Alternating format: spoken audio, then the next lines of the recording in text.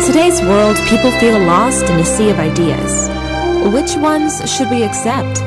Stay tuned because you're listening to Veracity Hill, striving for truth on faith, politics, and society. Here is your host, Kurt Jaros.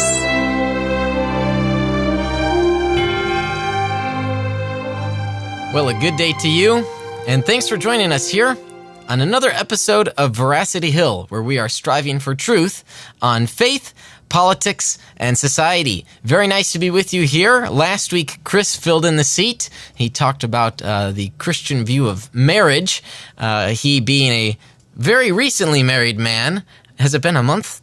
Yeah, a month. It's almost a month Almost now. a month. Yeah. Very nice. Good. Well, congrats again to you, Chris. Thank you. I had the fine pleasure of being in the wedding party. Your best man, in fact. The best man. The best man. Well, maybe not the, but, we could go all Christianity, ease on you and say Jesus is the best man or something like that. But yes, I was the best man in the wedding. A great honor for me. And, it was a great ceremony, just an awesome weekend. And so you had pointed out to me a couple months ago that we hadn't yet done a show on marriage. Yeah. And so, that really, really worked out to have you come in and host that program. How do you think you did? I'm not sure. I feel like I talked for quite a while. I was afraid it wouldn't last more than 45 minutes, but we went to like an hour or 10, so it worked out good. Yeah, it sometimes can go longer. I'm just than hoping you everyone think. was edified, because I'm obviously an expert in this field, so I was hoping maybe Right. there's something to glean there about Clearly marriage. an expert. Yeah, compared to No, some. but it's like you said. You had pointed out we hadn't done marriage at all, and so it was a good topic to pick.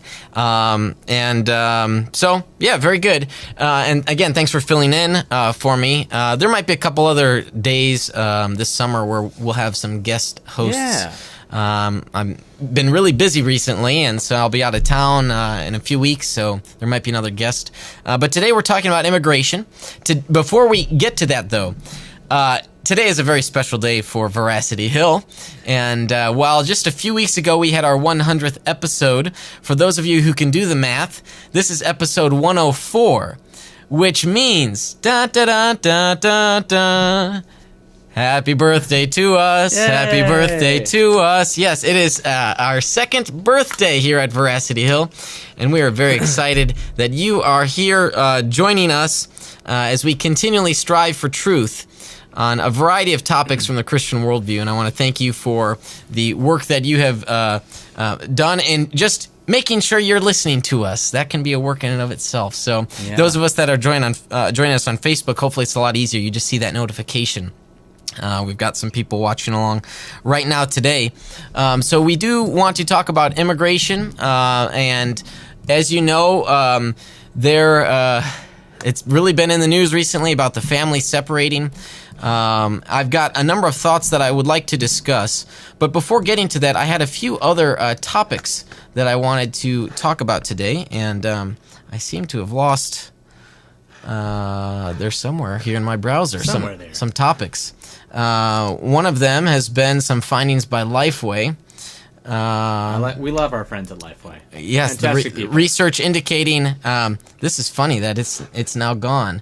Let me see if I can load it up here. Lifeway did a study, and they had discovered that people, as long as the theology remains the same, that people will not leave the church. So for those that are worried, and this is, of course, generally speaking, for those that are worried that they've got to change their views to be hip and cool, that's not the case. And that actually explains what Pew Research found not too long ago, that the main line denominations are declining, and some of us evangelicals would say, well, gee, we wonder why. And that's because they're forsaking their theology and modifying it so that way they better reflect the culture. But then you don't have anything to offer the culture anymore. You're mimicking, and so that's a problem.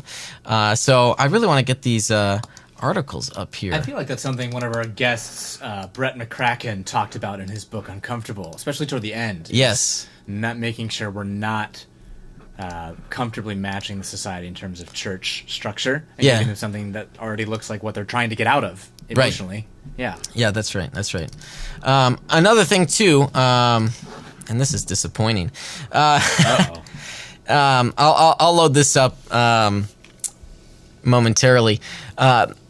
Supreme Court Justice Anthony Kennedy has retired. Yes. And maybe it's been 2 weeks or a week or something like that. It's been a couple weeks. It's been very much a buzz in the political world. Yes, this is a big move. It is very big move. There have been, for those that follow politics in general, there's always been rumors for the past few years that Kennedy would retire, and lo and behold, now he has. Yeah. And so, interesting enough, abortion is becoming a talked about subject because people are worried that Roe v. Wade will be overturned or modified in some way, and so what's of interest here, I finally got my browser back up here. All right, so here's an article. This is from Yahoo Lifestyle. And of course, I'm not one to just randomly browse Yahoo Lifestyle. But it was on the Yahoo homepage. And here's the article. Women encouraged to go on dating and sex strikes as a protest against threat to Roe v. Wade. Oh, great. Lo and behold, here's this gal, Jennifer Wright. I'm not sure. She's got the blue icon, so she's someone important, verified account. I'm not sure who she is. She started this movement. She writes here on Twitter, "We're very likely to lose Roe v. Wade. Some men may think that doesn't concern them. Make it." Right? Make it worthy of concerning to them. So she says, if you're single and dating, add a female judge emoji to your dating profiles to show people you won't date or sleep with anyone who doesn't support a woman's right to choose. Here's where it gets really humorous. Okay, I can kind of understand it up until that point from her perspective. Yeah. Okay. Here's where it gets really funny. Okay. You now have a number of women here on Twitter who are saying, what a great idea. How effective this is. This is a surefire way to get their attention. Yeah. And I can't help but laugh at how amazingly they think that abstinence will bring attention to supposedly women's rights. And here, as an evangelical, we talk about how, the evangelical position that we talk about how abstinence would prevent unwanted pregnancies. Sure. I think everyone would agree with that. And here they are talking about abstinence to raise attention for women's rights. And they're saying this is a really effective way. It's like, hang on a second. We've been talking about this for decades. Yeah. And here they are. They have finally discovered upon this great idea. Mm-hmm. It's just really astounding that they are now going to this form of sexual ethics. You know, it's like, well, gee, if you think, you know, maybe in all seriousness, maybe for one of them, they'll realize, oh, gee, this is what the pro-lifers are talking about, and it's not so bad after all. But my heart does go out, my sympathy to these people who had not, you know, they might think of relationships and sex as sort of this trade, this economy or something like that, you know, instead of this holy, sacred thing. And so hopefully for some of them, you know, I feel sorry that they view relationships this way, and I hope that some of them will come to see the truth about what sex really is and how special and unique it is between a man and a woman. Mm-hmm. You touched upon some of those things last week. Yeah. So my heart goes out to them, but I can't help but laugh at the humor here that they want to try for abstinence for their cause. Michaela's watching along here. She says, now that's just hilarious. Yes, indeed. Okay, so I wanted to touch on that and how that was humorous, their sex strike in order to save Roe v. Wade. I think if the sex strike is successful insofar as they don't sleep with men, mm-hmm. they will find themselves not being pregnant, which is, you know, just a good thing. Sure. Blackmail your significant other. It's great. That's how we build better relationships. Yeah, yeah. Oh, man. And there was one gal on Twitter who said, oh, I've been doing this for years. I don't date or sleep with a man who doesn't agree with my view of Roe v. Wade. I'm thinking, man. Sure. I mean, understandable. Do your thing. Yeah. That's fine. That's right. Yeah. Yeah. But as a side note, I bet you $20 the gal's single. From a guy's standpoint, stuff like this is what contributes to men not even pursuing relationships at all. You got it. It's like, why bother with all this strings attached nonsense? Yeah, you got it. It's not even worth the effort. That's not my viewpoint, but I can definitely see a lot of men get very discouraged by these kind of things. They can. Oh, yes. And there is a problem of Peter Pans in our society today. Men who are 30 years old still living at home with mom and dad, that type of sort. Yeah. There was one statistic, I think we talked about it on the show a long time ago. It's like 1 in 5 or 1 in 4 men our age, basically, just have this Peter Pan syndrome. There was the one article that was going around social media, the bum that was legally kicked out of the house. His parents sued him and won and got him kicked out of the house because he wouldn't work a job, and just really amazing. All right. No, though, not all people who live with their parents are bums. This is true. Some of two things happen to correlate sometimes. Right. If you have a job and you're living with your folks and you're doing it for financial reasons to save money, absolutely. That's a great model. In fact, some cultures just do that. That's what they do. Props to you. It's different when we're talking about the bum that's just living at home, doesn't get a job, doesn't have plans for the future, that type. So certainly different. Yep. Okay, I would like to talk about today, and Chris, we're actually going to talk about this. Yes. Immigration. This has been in the news. The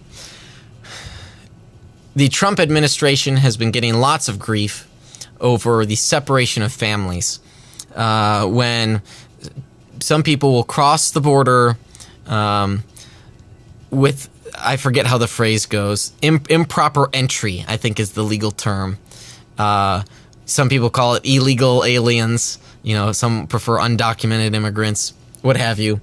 And so what happens when these people are caught, the adults are taken to a detention center, the children are taken away to, for all intents and purposes, a detention center.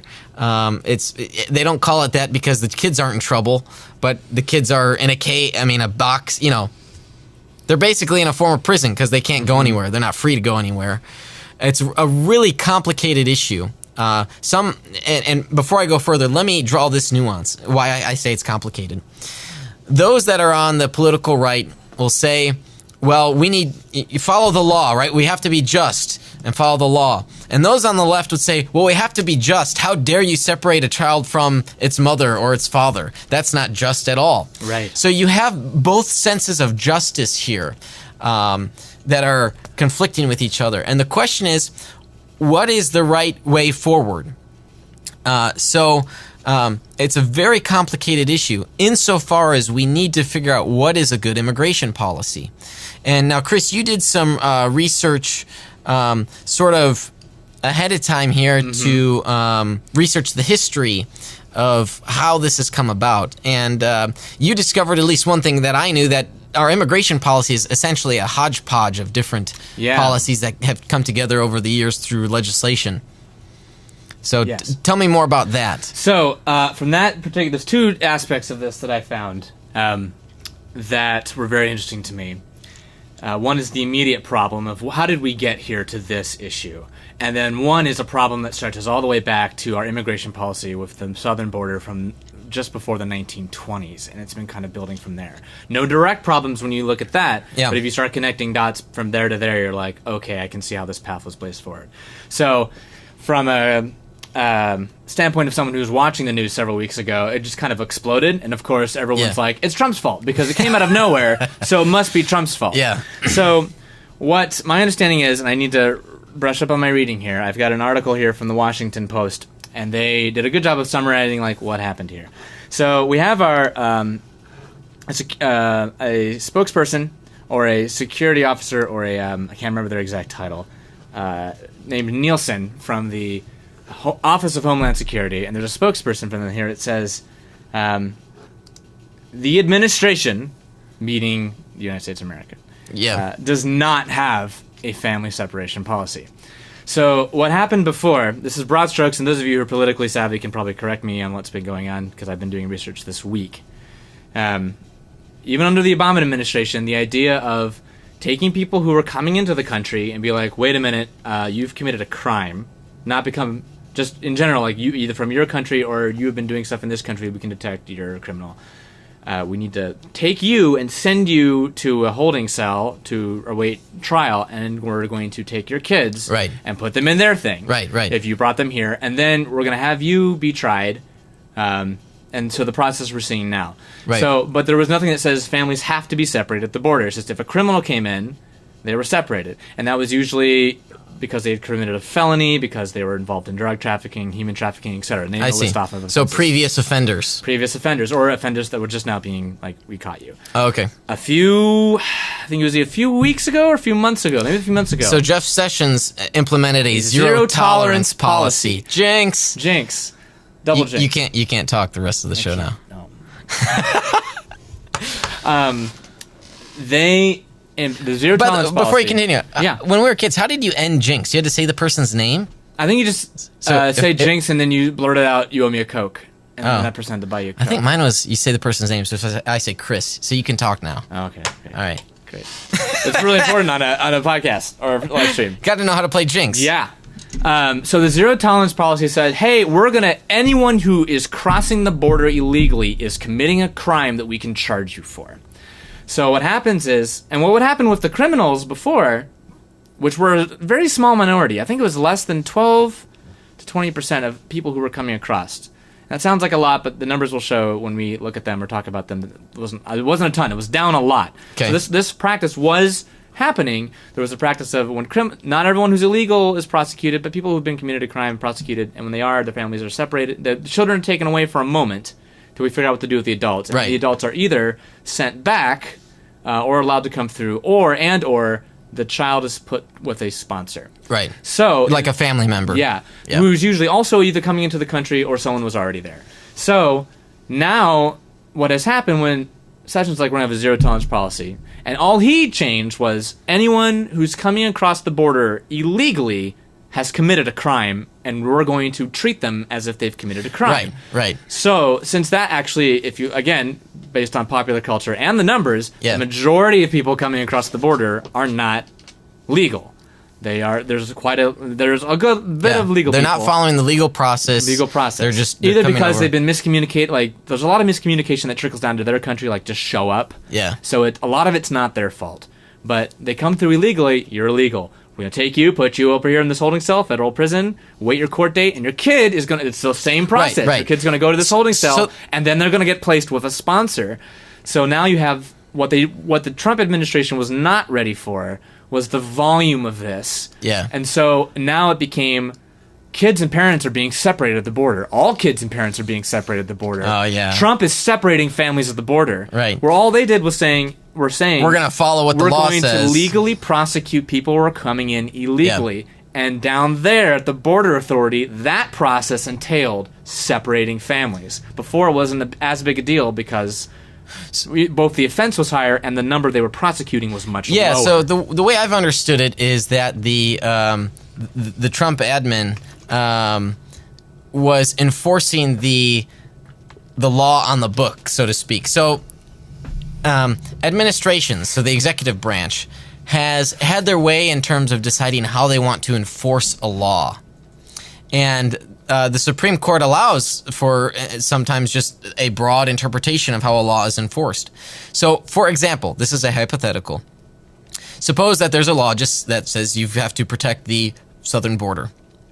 Well, one administration could send one person to monitor the entire southern border of the United States, and that would be seen as permissible for enforcing the law that's on the books.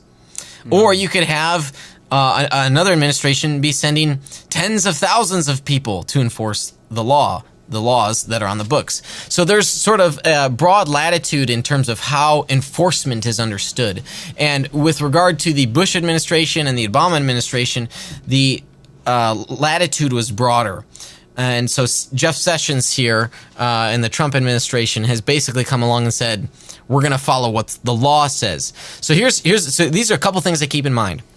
One thing to keep in mind, they are following the law that's on the books. This is what Congress has passed into law and was signed into place that should be done. And then the White House administration decides how to enforce it. You see what I'm saying here? So this is what's already written on the books. So for people that are saying this is unjust, how dare the Trump administration, I think there's a misplaced passion for where the injustice has occurred. Maybe the injustice has occurred at the policy level, what has been written on the books, the law books, the legislation, and So the Trump, meanwhile, while all of this has happened, the Trump administration has now corrected, basically allowing for families to stay together because they saw the PR disaster that this was, even though they weren't exclusively at fault. Multiple people were at fault for this. But that it also begs the question, well, what should the policy be? What should immigration policy be? And it's complicated. When an adult, when a single parent adult commits a crime here in America, they go to jail. What happens to their children? Well, the children go into the system. Because who's going to care for the kids? Now, hopefully the system's working with family members and they're staying with an aunt or an uncle, something like that, or grandparents.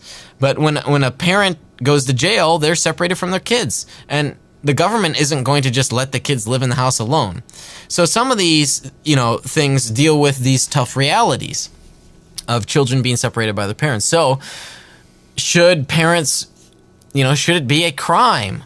Should it be illegal for someone to just walk over onto our territory, into our country, and, should they not be detained at all? And if they are detained, what should happen? Well, now the Trump admin is allowing the kids to stay with them.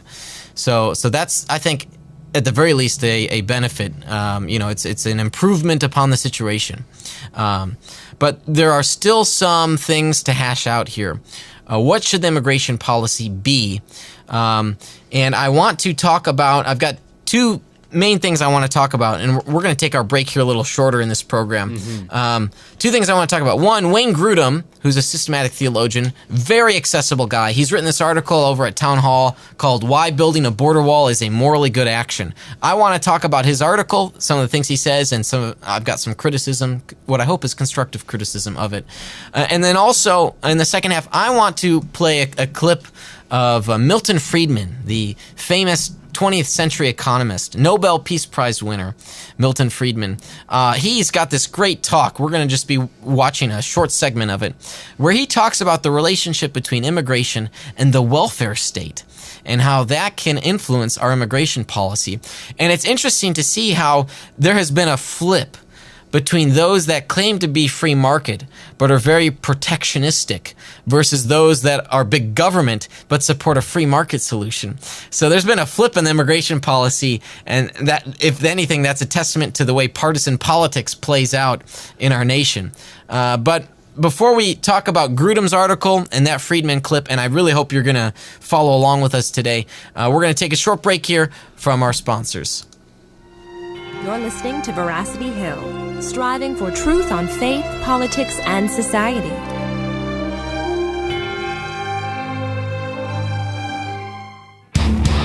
Evangelical Christians are talking about hell. What if we believe what we believe because we've always believed it? What if the gospel is really a matter of life and death? We want you to open your mind, open your Bible, and rethink hell. At rethinkinghell.com, evangelicals look at what the Bible says about hell, putting conventional and controversial views to the test.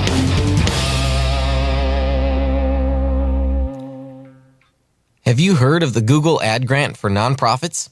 501c3 nonprofit organizations can receive $10,000 per month in online advertising credit from Google, empowering you to share your message with the world. At Defenders Media, we partnered with Nonprofit Megaphone, an agency focused solely on Google grant acquisition and management.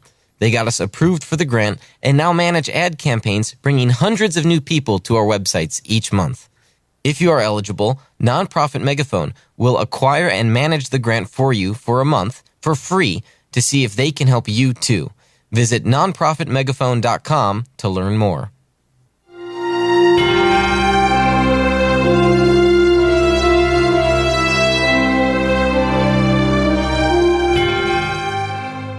All right, thanks for sticking with us through that short break from our sponsors.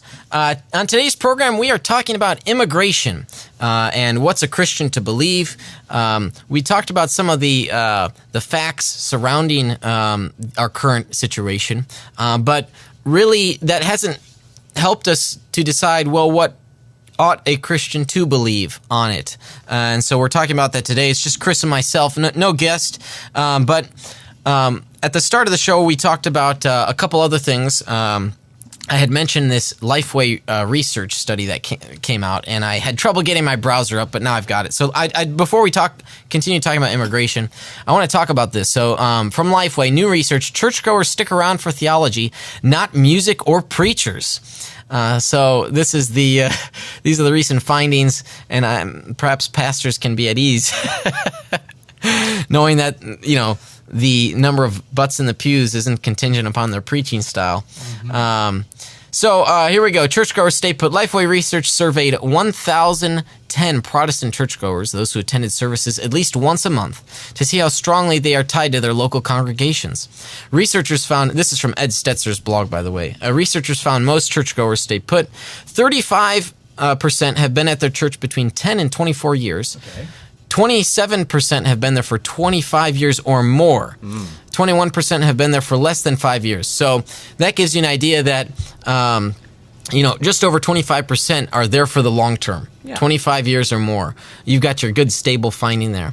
Okay, let's see here. More than 50% of these churchgoers say they are completely committed to continuing to attend their current church. Great. About a quarter, 28%, are very much committed, while 11% are moderately committed.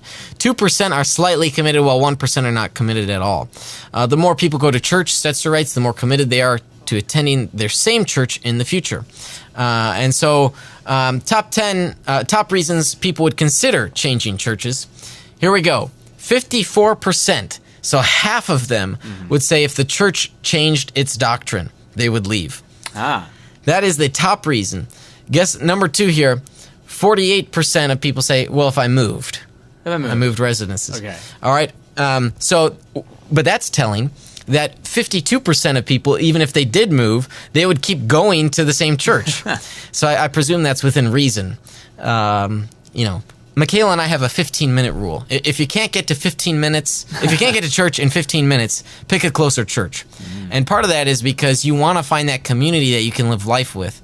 And so if you're driving an hour away, that can be a little difficult. Not insurmountable, but a little difficult to, say, invite people over or to go hang out with others, to have that community.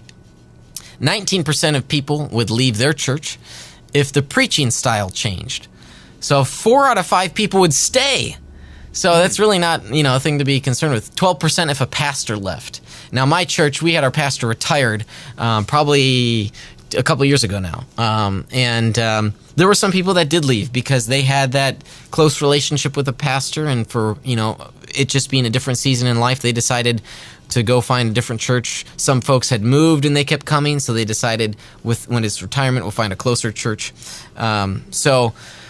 Yeah, so that seems like a good reason, especially with a pastor's retirement. If there may other drama surrounding it, it can be complicated. Yeah. But relational conflict with someone, music style changing. I know some of these we talked about with Brett McCracken on that episode. Yeah. But those are very, very minute population of people that would leave. If that stuff changed. So churches shouldn't really be concerned about changing their music in order to fit with the crowd, or, all those issues I think churches sometimes think about. It's not that big of a deal. All right. So I did want to talk about that. Let's get back to talking about immigration. So we talked about how the Trump administration sort of, during the break you had mentioned, Chris, how the administration sort of had its finger on the button, and the button they didn't create themselves. It was sort of the button that was already there. Right. Imagine chemistry, like you put in something, but all the other things that are already in there is what causes the reaction. So these laws, that none of them said deport children, separate children. Yeah. They all right. from their families. So it was one little catalyst. So we can't blame Trump for the law itself. If people are going to blame the Trump administration, it's going to be on the enforcement of the law, how it's enforced. But heaven forbid we actually enforce laws that are written on the books. So it's the way that the White House has done this is there has been a flexibility in how they enforce laws. Mm-hmm. And so they've kind of used that broad interpretation to go with whatever they want the policy to be, even if the written policy is not what the administration wants it to be. So all of this to say, we don't know what a Christian should believe. What should we believe? Wayne Grudem here writes this article, Why Building a Border Wall is a Morally Good Action, and published this on Town Hall just a few days ago. He asks, is building a wall on our border a morally good action? As a professor who has taught biblical ethics for 41 years, I think it is. In fact, the Bible itself repeatedly views protective walls with favor. Well, I bet you I could find you a professor, a theology professor who's taught biblical ethics for 41 years who disagrees. So I'm not sure that it's, but you know, the credentializing there. Okay, so as I settle in here, I want to talk about some of the verses. There are numerous verses in the Bible, especially the Old Testament, which talk about how beautiful the walls and security are. So, for example, Psalm 122:7, peace be within your walls and security within your towers. This is a figurative sense, but there's also a literal sense in which that's the case. There are other verses. 2 Chronicles 36:19, and they burned the house of God and broke down the walls of Jerusalem and burned all its palaces with fire and destroyed all its precious vessels. Now, I don't want to take any verses out of context here, but basically what we can gather is that, and you think about this, if you know the history of Israel, you know that walls are very important for protection. Protection from what? Well, from an enemy, okay? Because they would lay siege upon the cities to destroy them.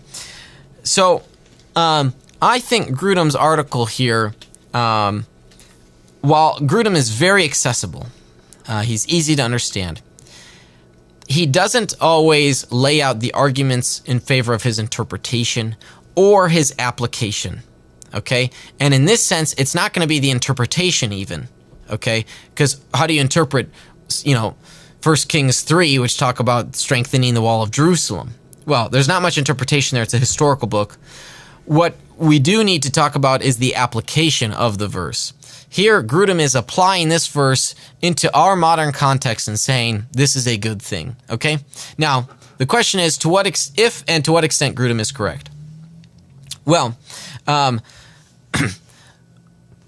primarily, borders are for security. And if that's the case, we need to recognize that we don't exactly have our enemies laying siege on our country.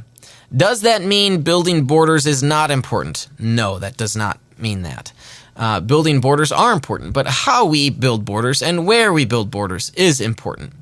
If we're building borders just to keep people out, and not from a purely from a point of security, that's different than what the Old Testament is talking about. And in that respect, Grudem's application is incorrect. So it's very important to recognize how we apply these passages. In the Old Testament, walls were built for security purposes, not to keep out the stranger. And the Old Testament does talk about welcoming the stranger. It's a question of how we welcome the stranger. So further on in his article, Grudem talks about this he says this. Here's an objection: we should be a nation that welcomes immigrants. And he says, I agree wholeheartedly if they come legally, but it is of no kindness to them if we if the lack of a wall tempts them to risk death by walking across miles of parched. He continues on and on and on.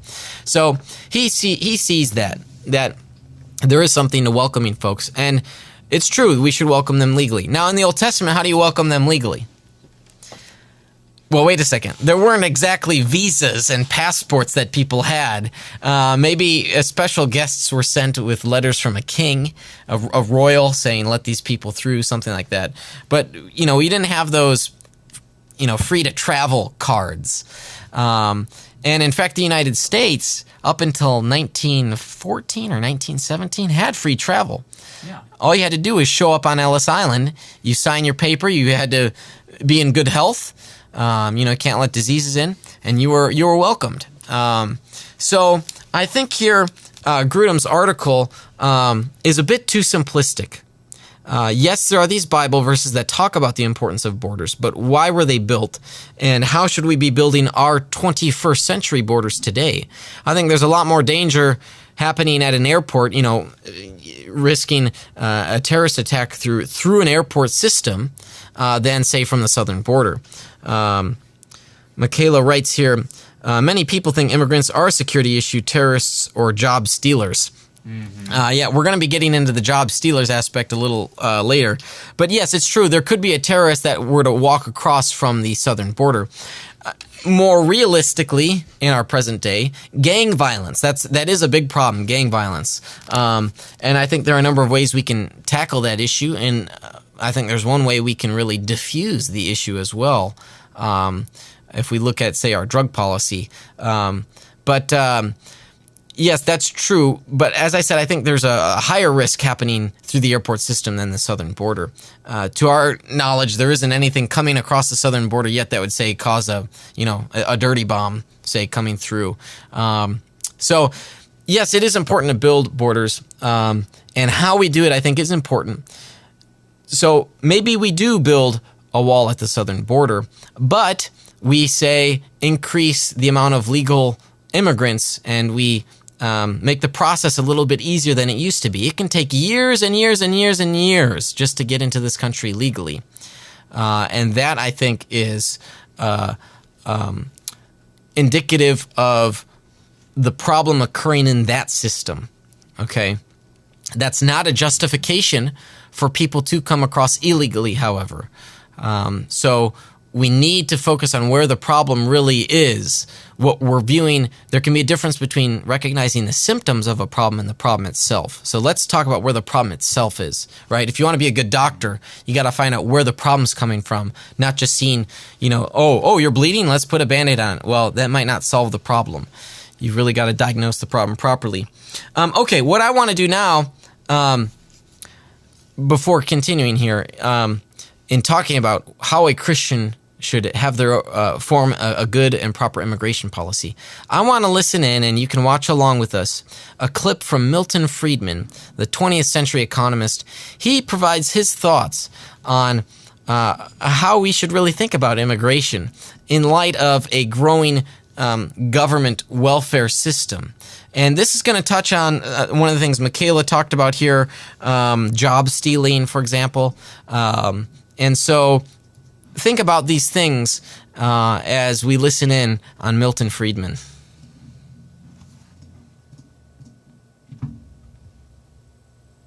I have always been amused by a kind of a paradox. Suppose you go around and ask people. The United States, as you know, before 1914 had completely free immigration. Anybody could get on a boat and come to these shores, and if he landed on Ellis Island, he was an immigrant. Was that a good thing or a bad thing? You will find hardly a soul who will say it was a bad thing. Almost everybody will say it was a good thing. But then I suppose I say to the same people, but now what about today? Do you think we should have free immigration? Oh no, they'll say, we couldn't possibly have free immigration today. Why, that would flood us with immigrants from India and God knows where. We'd be driven down to a bare subsistence level. What's the difference? How can people be so inconsistent? Why is it that free immigration was a good thing before 1914 and free immigration is a bad thing today? Well, there's a sense in which that answer is right. There's a sense in which free immigration, in the same sense as we had it before 1914, is not possible today. Why not? Because it is one thing to have free immigration to jobs. It is another thing to have free immigration to welfare. And you cannot have both. If you have a welfare state, if you have a state in which every resident is promised certain minimum level of income or a minimum level of subsistence, regardless of whether he works or not, produces it or not, well, then it really is an impossible thing. If you have free immigration... All right, we're going to pause right there. We're going to continue on, but I just want to make some comments here. Here, Friedman contrasts immigration with the welfare state. And this is where it gets really wacky, all right? So now these days you have Republicans talking about how, well, they're going to take from the system, okay? It's going to cause, you got to put the kids in the education, that's teachers, they might need medical care, hospital visits. They're taking from the system. And it's the Republicans talking about how this is wrong, which honestly, it comes across like Republicans are talking about how we need to protect the system. All right? If Republicans are free market people, their policies, should reflect free market solutions. Why are they trying to protect the welfare state? Why, instead, should they not be saying, hey, we need to decrease the size of the welfare state, decrease what the federal government does? I'm not talking about state programs now. I'm talking about the federal government only, okay? That's really my only interest. States, I think, can set up all sorts of laboratories of democracy. They can set up their own systems, healthcare, education, whatever you want. I think we should have 50 different societies, mini societies, to see which one is the best and how they do it. So I'm just talking about the federal government. The federal government should decrease the welfare system to supposedly provide for people's what are called their positive rights. A positive right is, say, the right to be given an education or be given medical care. A negative right would be something like your right not to be restrained from getting an education. Say, your right to get water, to acquire water. So it's negative rights, I believe, are the primary interest of a government in protecting that. And when a government, the federal government, seeks to provide positive rights, they do so at the expense of other people's negative rights. And that's my concern, and I think that's problematic. So I think the federal government should work on decreasing the size of the welfare state. And it's really just become this wacky 180 where Republicans are protecting the welfare state and liberals are talking about being pro-immigration. But let's continue on listening in to what else Friedman has to say.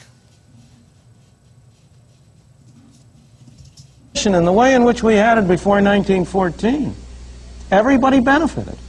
The people who were here benefited. The people who came benefited. Because nobody would come unless he or his family thought he would do better here than he would elsewhere.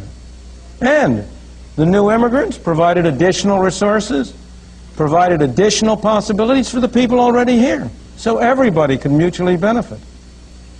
But on the other hand, if you come under circumstances where each person is entitled to a pro rata share of the pot, to take the extreme example, or even to a low level of the pot, then the effect of that situation is that free immigration would mean a reduction of everybody to the same uniform level. Of course, I'm exaggerating. It wouldn't go quite that far, but it would go in that direction. And it is that perception that leads people to adopt what at first seem like inconsistent values. Look, for example, at the obvious, immediate, practical case of illegal Mexican immigration. Now, that Mexican immigration over the border is a good thing. It's a good thing for the illegal immigrants. It's a good thing for the United States. It's a good thing for the citizens of the country. But it's only good so long as it's illegal.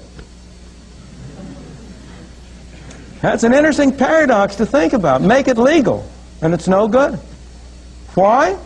Because as long as it's illegal, the people who come in do not qualify for welfare. They don't qualify for Social Security. They don't qualify for all the other myriads of benefits that we pour out from our left pocket into our right pocket. And so as long as they don't qualify, they migrate to jobs. They take jobs that most residents of this country are unwilling to take.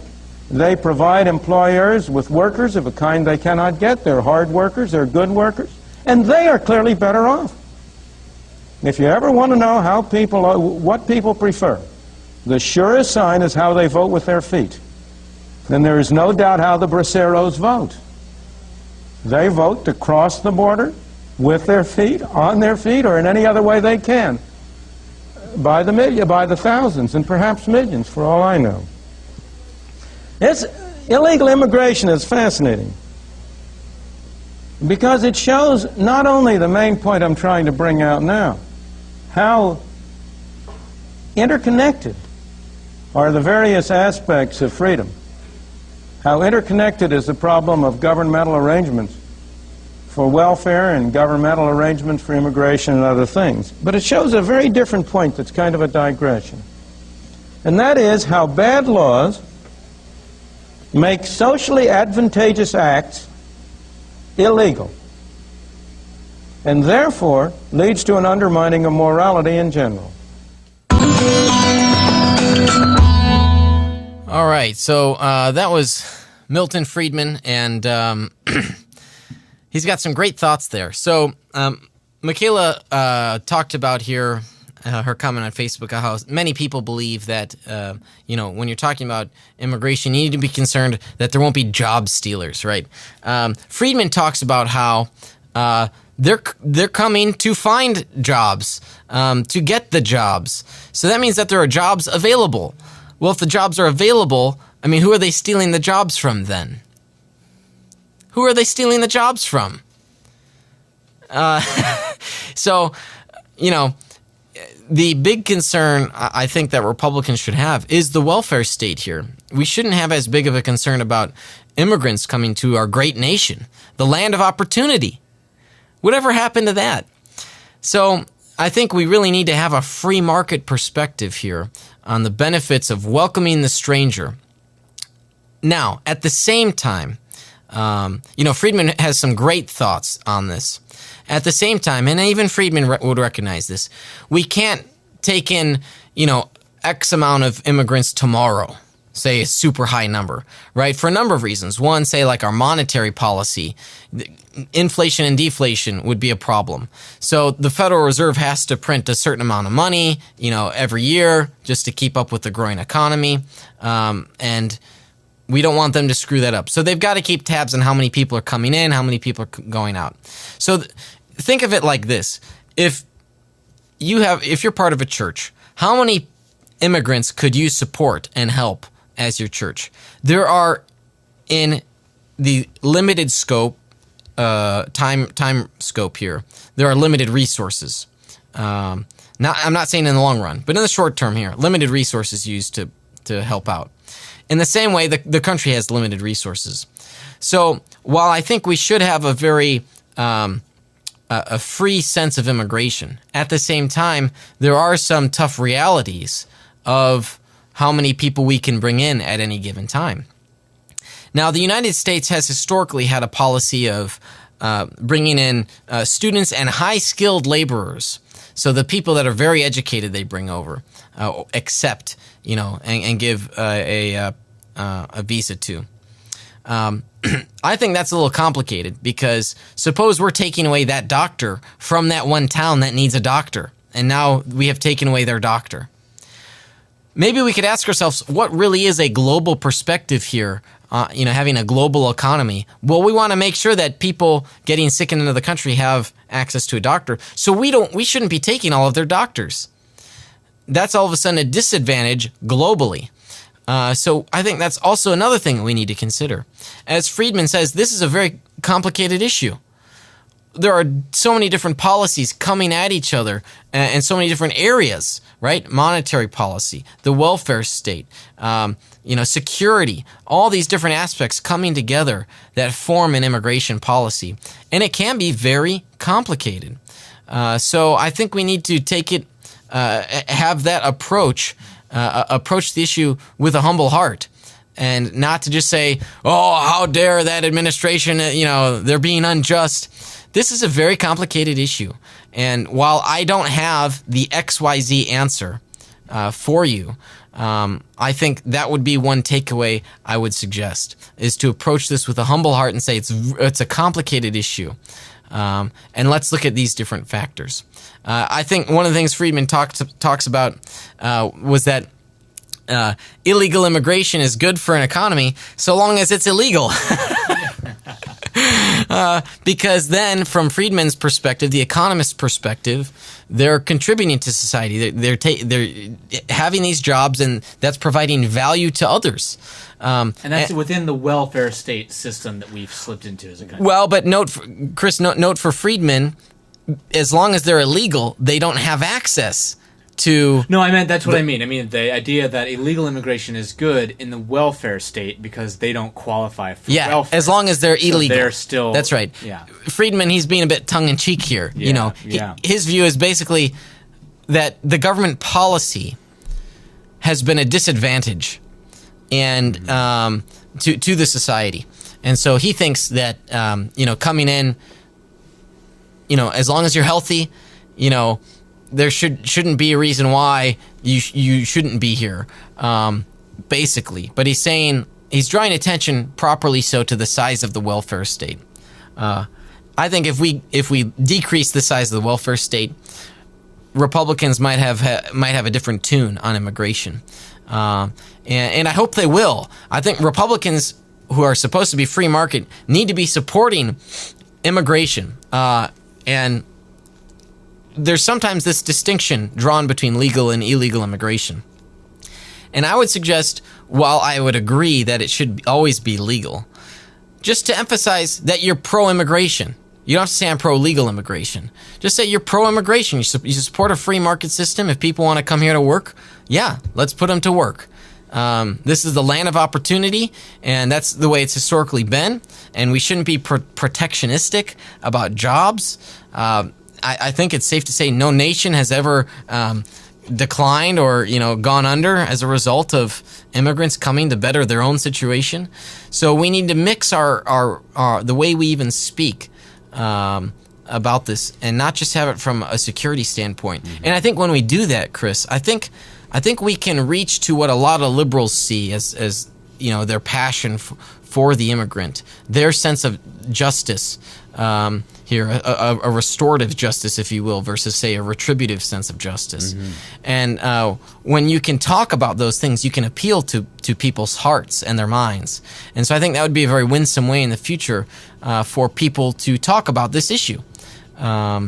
Because, as Friedman said, prior to 1914, that was the year, people just had to show up. Yeah. And that strikes us as the good old days. Who would ever say that was a bad time in American history?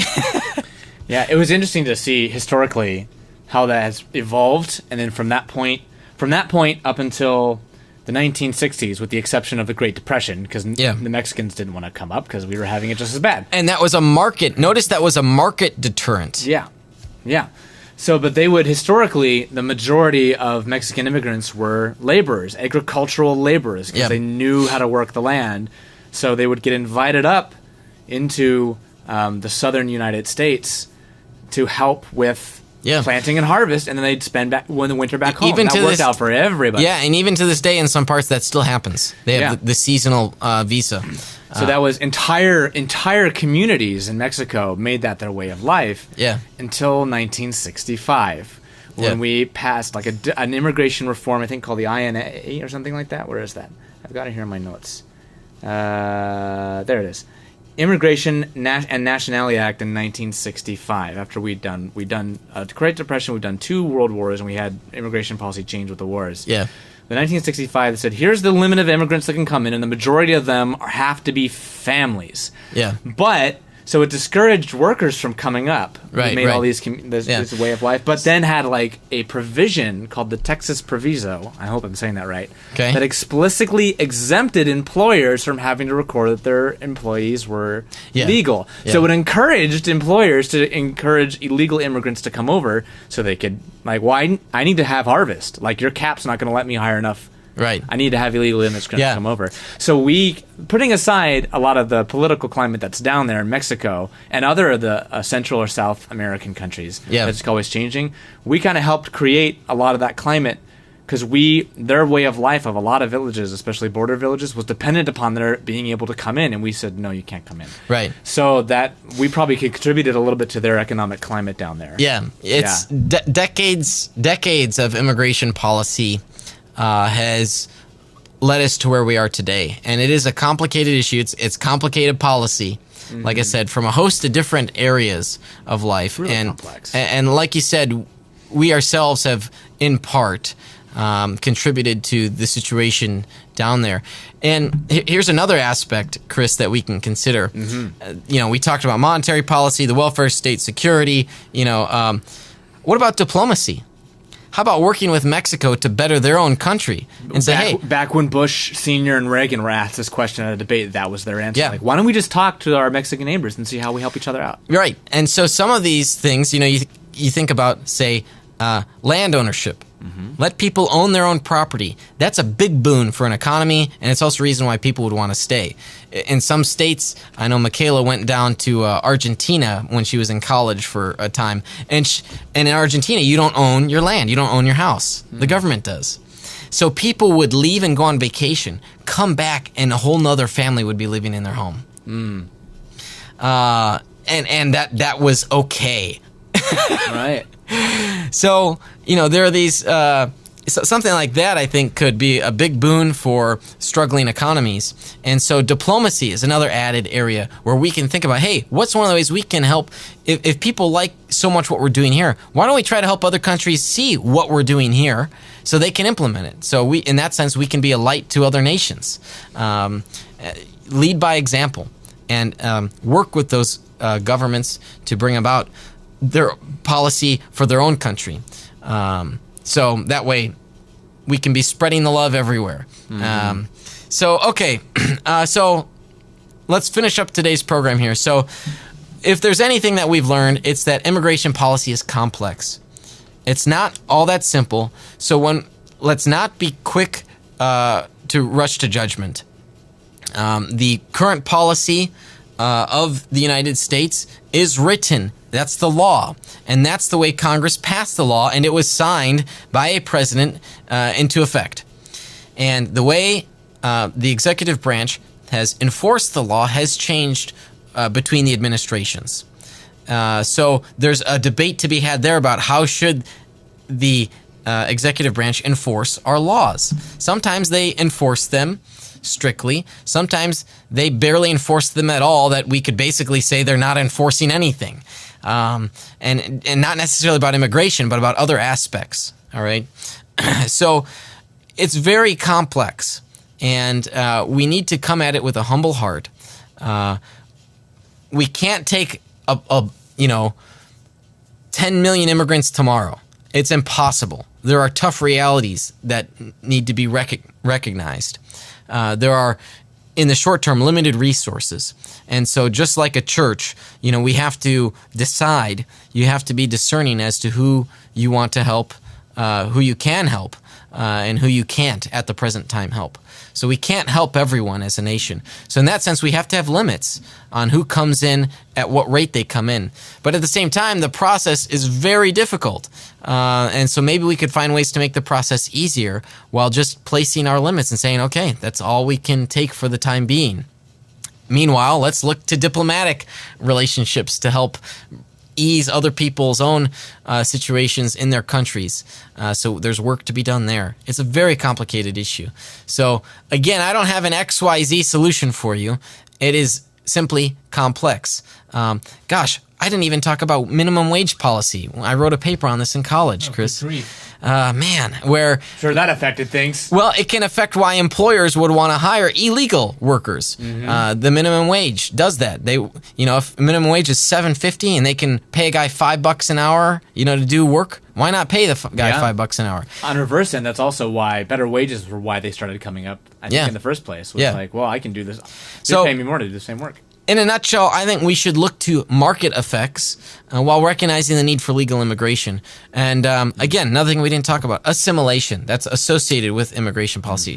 One of the things, cultural change. A lot of people are worried about cultural change. Well, America's a melting pot. And so if you talk about and foster that sense of assimilation, welcoming people to our country and the things that we stand for, you can help deter those cultural changes that would come about.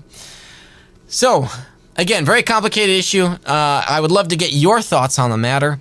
What do you think about immigration? What are some things I missed? Some things I disagree. You may disagree with me on. I'd love to hear from you. There are a number of ways you can get in touch with me. You can email me, kurt@veracityhill.com. You can also join our texting program. Text the word Veracity to 555-888. Next week, we are going to be talking about, one thing I didn't mention, the Defenders Conference. I'll talk more about that and how excited I am for that and the platform for that. So you'll get more details coming up on that next week. So I want to close here by telling you how grateful I am for your support. we would love to get your support at Veracity Hill. And if you would consider becoming a monthly recurring supporter, we're going to send you a USB branded flash drive with the Veracity Hill logo on it, and attached to it we will have some of our favorite programs from our 2 years here doing this vodcast. Now we're working on changing the language, Chris, aren't we? From a podcast to a vodcast, since we've been doing video now for so long. So we'd love to get your monthly support, whether it's $5 a month, $10 a month, 20, or if the Lord really has blessed you and is placed upon your heart to help us out, we'll take whatever you would like to give. So please consider doing that. So I'm grateful for the support of our patrons and the partnerships that we have with our sponsors, Defenders Media, Consult Kevin, The Sky Floor, Rethinking Hell, the Illinois Family Institute, Fox Restoration, and Nonprofit Megaphone. I want to thank our technical producer, Chris, and also for chipping in on the conversation on immigration. Thanks, Chris, so much for that. Sure thing. And last but not least, I want to thank you for listening in and for striving for truth on faith, politics, and society. You've been listening to Veracity Hill, striving for truth on faith, politics, and society. This is a listener-supported program. For more resources, including past shows, visit veracityhill.com.